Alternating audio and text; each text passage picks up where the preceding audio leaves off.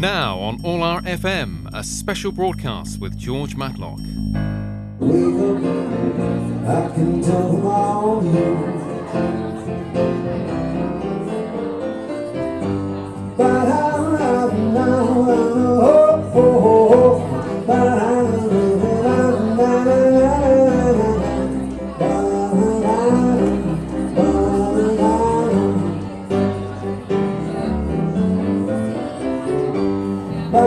You're listening to Anglo-Polish All FM. I'm George Matlock. Last week, the Polish-rooted New York pianist, singer-songwriter Jon Regen was in London to play a series of fabulous solo concerts, and after the final gig, took the time to meet up with me for the first time in 12 years. Like the name of his new album, it was Stop Time. He's come a long way in a decade. At one time, the pianist for Kyle Eastwood and Little Jimmy Scott. And you have just heard a snippet of Morning Papers as performed at the show and taken from his fabulous new album, Stop Time. So I began by asking Jon how it felt to be back in London. Feels great. It's the second home for me. As you recall, I met you, I think, probably about 10 years ago when I first started singing. 12 years ago. That's right.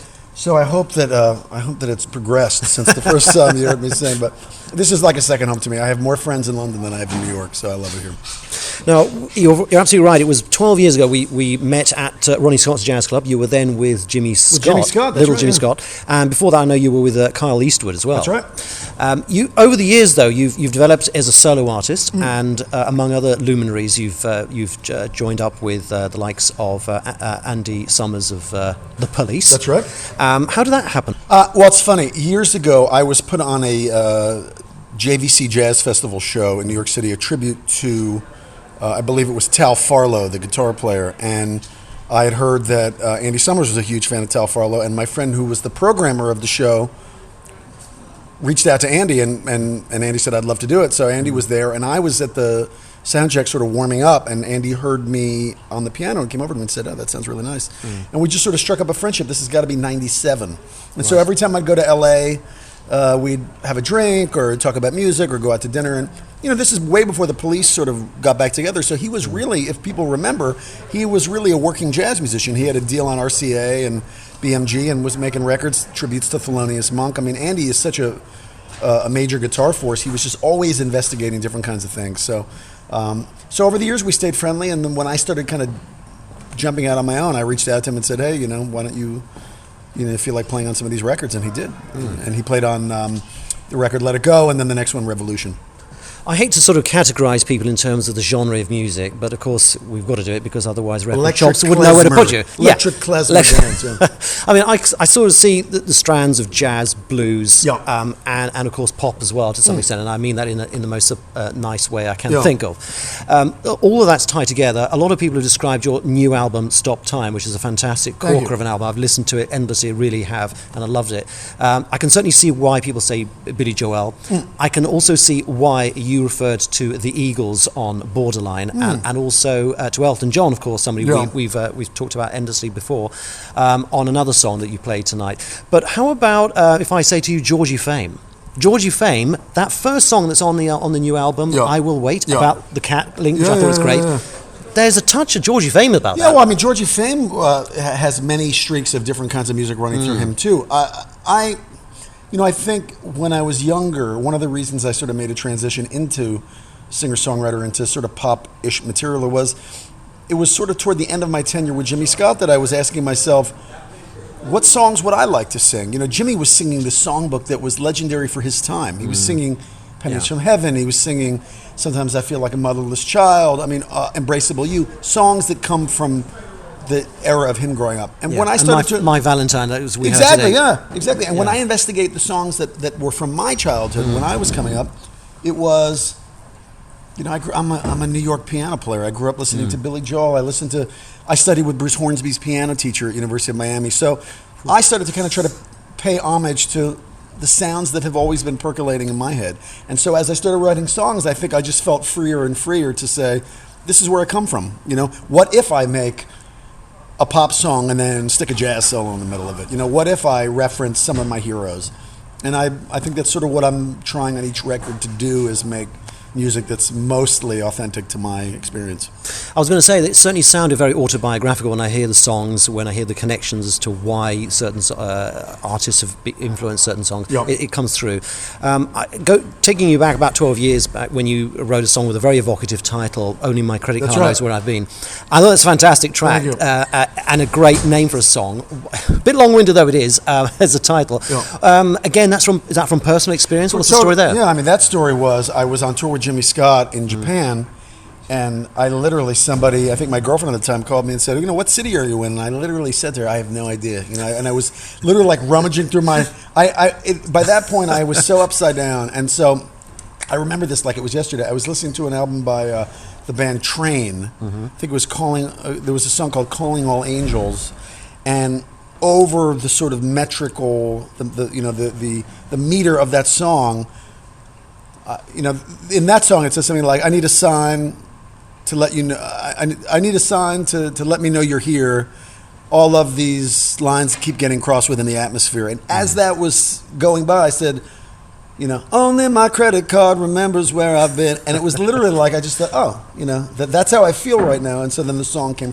Songs come from different places. They come from words, they come from chords, they come from a thought. There are songs on this new record that literally I had phrases written down from years that I look back on. There was a phrase, I had written down the phrase little earthquakes.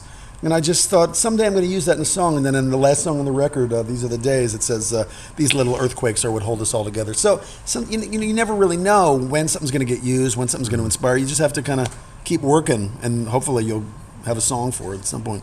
You don't have to be a veteran of music and an established name to answer this next question. Yeah. But how about a duets album? Have you thought about working, and who would be on your duets album if you were able to partner with other artists? You mean singers as well as musicians? Singers, musicians. I mean, heroes of mine are, Sting has been a hero of mine my whole life. I think that,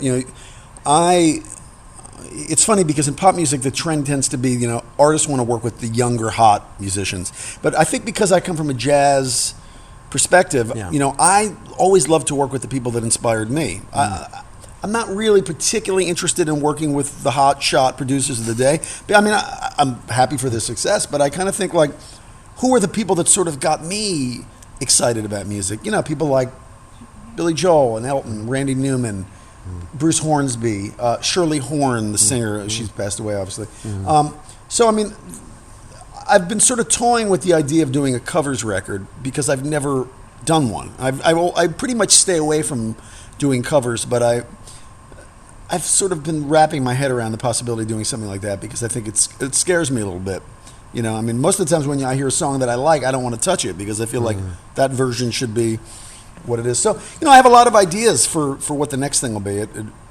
I think I want to finish touring this record till I decide. But the next one. Yeah. You mentioned Shirley Horn, obviously not with us, but what do you think about the idea of sort of, as some people do, resurrecting the voice, like picking up loops, to picking up sound bites, and then patching it together, like they did with Natalie Cole, bless her, and her father, Nat King Cole? I certainly think it has worked for other people. Are you against that idea? No, I'm not against any idea if it's done in a way that feels right. I don't particularly. It's not something that I thought of. It's an interesting idea. There are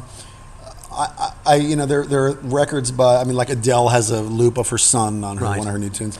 I think what's exciting, and what I get excited about is people that harness technology in a way that feels really great. I think the new Coldplay record is brilliant because I think here's a band that started out as kind of like a alternative jangly rock band, and they've kind of seamlessly found a way to kind of go in any different direction. They use electronics, they use loops, they use synthesized instruments in a way that really serves the material. It doesn't feel like they're just kind of like, hey, we're old guys and we want to stick loops on our stuff, So I feel like just as Bob Dylan took a lot of, SH, for playing electric guitar, I think that there's always a tendency to poo-poo people that are stepping out of their comfort zone. But I do think that it's something that I thought about. Like maybe would I want to do something a little bit more electronic? I love the last Damon Albarn record, which is just so crazy and so inspired. It sounds like two guys in a laboratory coming up with things. So, I've done a bunch of records that are just sort of piano, piano trio-ish pop records, and I think that I'd like the next record to be different. How different? I don't know. Okay. It just depends. You mentioned quite a few artists' names there. Do you get through a lot of music yourself each month? I mean, Elton John, as you know, picks up a trolley, goes into a record store, and literally stacks them high. How much do you get through? Do I check out? I'm always checking out music. Yeah. Obviously David Bowie just passed away. I love the new record. A lot of friends of mine played on that record, and it was ironic because as I was coming over here, I was texting two of my friends who played on the record saying, this record is blowing my mind. And literally, when I landed in London and I turned my phone on, I found out he died. So, but, the new Bowie is amazing. I love the new Coldplay record. I'm always kind of trying to check out things. In the same respect, sometimes it can interfere with the stuff that you're working on. So I sort of strike this balance between listening to new stuff and not listening to anything. Because when I'm chasing a sound that's in my head,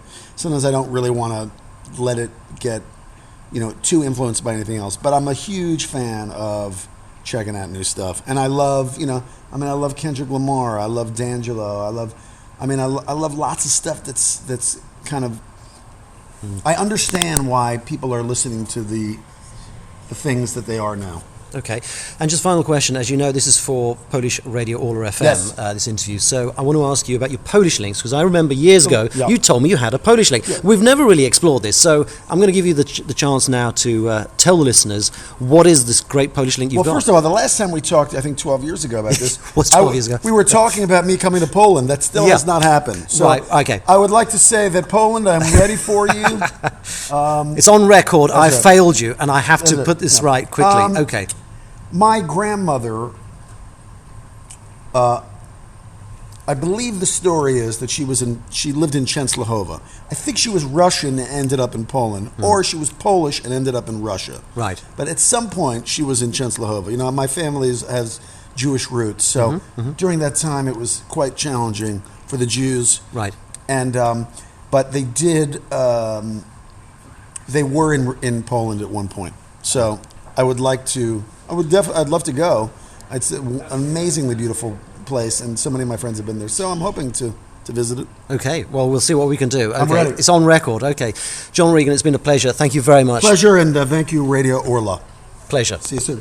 Okay, let's play out with another track from this awesome concert at the intimate venue, the Crazy Cocks, with the song which to me screams Georgie fame. The song from his new album, Stop Time, is I Will Wait. I know something about this, it's true. I was one of them until I found you. But you're far away now, and I'm here alone. I can't feel your heartbeat inside of this phone. I've been so different since you came my way. Promise me please now you won't run away, 'cause I will wait for you. I will wait for you. I will wait. I hope it's not too late. I will wait for you.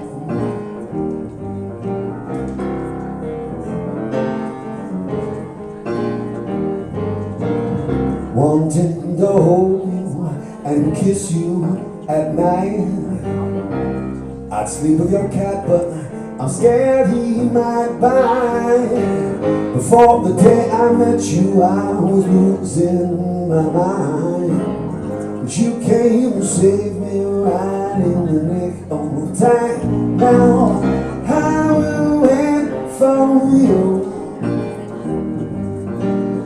I will wait for you, yeah. I will wait.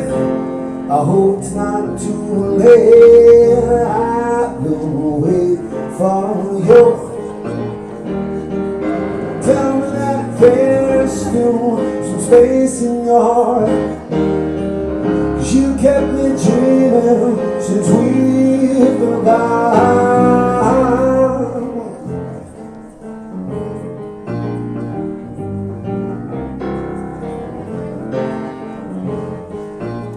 Well, there's millions of people gift in this world.